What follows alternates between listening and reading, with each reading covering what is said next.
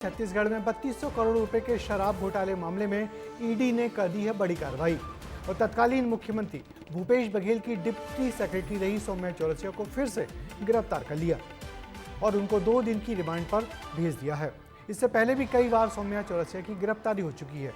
क्या है पूरा मामला, इस रिपोर्ट पे देखिए। ये है सौम्या चौरसिया, जो एक समय में तत्कालीन मुख्यमंत्री भूपेश बघेल की डिप्टी सेक्रेटरी हुआ करती थी। एक समय छत्तीसगढ़ की सत्ता और प्रशासन में इनका खास रुतबा था।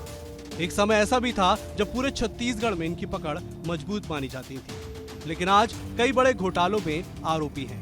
अवैध कोल लेवी घोटाला, डीएमएफ घोटाला, आय से अधिक संपत्ति और अब 3200 करोड़ के शराब घोटाले में आरोपी हैं, जिनको मंगलवार को ईडी ने 7 घंटे की पूछताछ के बाद गिरफ्तार कर लिया था, जिसके बाद बुधवार को ईडी की स्पेशल कोर्ट में सौम्या चौरसिया को 2 दिन की रिमांड स्वीकृत की गई है। छत्तीसगढ़ में 3200 करोड़ रुपए के शराब घोटाले मामले पे ईडी ने बड़ा एक्शन लिया है। ईडी ने राज्य प्रशासनिक सेवा की निलंबित अधिकारी सौम्या चौरसिया को गिरफ्तार कर लिया है। इसके साथ ही उन्हें कोर्ट में पेश कर दिया गया है। ईडी के मुताबिक पिछली सरकार के दौरान राज्य में हुए कई घोटालों में पैसों के मैनेजमेंट में उनकी अहम भूमिका रही। ईडी ने पप्पू बंसल उर्फ लक्ष्मी नारायण अग्रवाल, तांत्रिक के श्रीवास्तव और कारोबारी अनवर ढेबर के होटल मैनेजर दीपेन चावड़ा के बयान के आधार पर सौम्या चौरसिया को गिरफ्तार किया। ईडी को सौम्या, रिटायर्ड आईएएस अनिल टुटेजा और अनवर ढेबर, चैतन्य बघेल के बीच हुई चैट्स में कई अहम सबूत भी मिले हैं। इससे पहले सौम्या पर ईडी शिकंजा कस चुकी है। कोल लेवी मामले में पहले से मामला दर्ज है। 1164 करोड़ रुपए का ये घोटाला था। 2 दिसंबर 2022 को इस मामले में गिरफ्तारी हुई थी। 2 साल 3 महीने तक सौम्या चौरसिया रायपुर जेल में रहीं। 3 मार्च 2025 को कोर्ट से जमानत मिली और अब वह करीब 9 महीने जेल से बाहर रहीं। अब सौम्या पर कुल मिलाकर 4364 करोड़ रुपए के घोटाले में शामिल होने का आरोप है।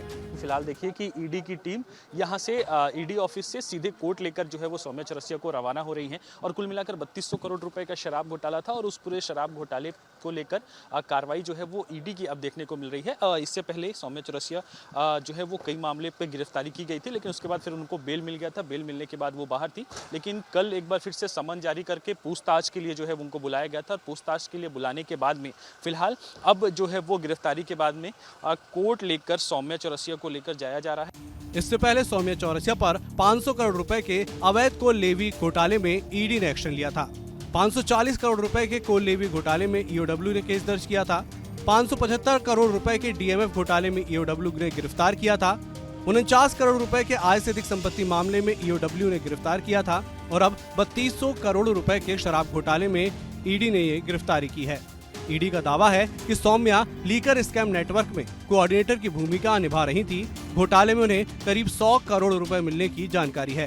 आज की डेट में जो पप्पू बंसल नामक व्यक्ति है, जिसके खिलाफ में अरेस्ट वारंट इशूड है, उनके खिलाफ में माननीय न्यायालय हाई कोर्ट के द्वारा ही ये जजमेंट में प्रोनाउंस किया गया है कि एक इलीगैलिटी नहीं पर एक इररिस्पॉन्सिबल जो आप कहना चाहिए प्रोसीजर है वो अपनाया गया था और इस कारण से इनके स्टेटमेंट को दरकिनार किया जाना चाहिए।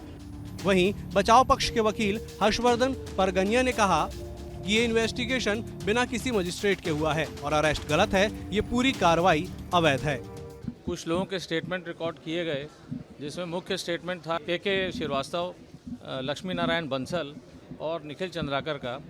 इनके जो सेक्शन 50 स्टेटमेंट से उसमें पता पड़ा, इन लोगों ने इस बात की स्वीकारोक्ति की है कि कुछ पैसा जो है शराब स्कैम का वो सौम्या चौरसिया को भी प्रदान किया गया है।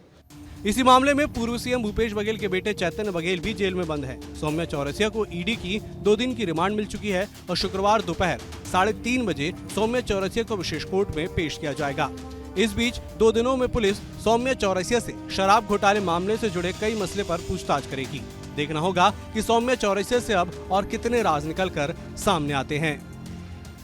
लक्ष्मी नारायण बंसल के माध्यम से मिले गए पैसे को सौम्या चौरसिया ने कहां उपयोग किया और हवाला के माध्यम से पैसे कहां भेजे, ये तमाम वो सवाल है जिनको अगले 3 दिनों में ईडी जो है वो पूछताछ करती हुई नजर आएगी। फिलहाल कोर्ट की तरफ से 3 दिनों की रिमांड की स्वीकृति आज दी गई है। कैमरा पर्सन अखिलेश के साथ रोहित मिश्रा, विस्तार न्यूज, रायपुर।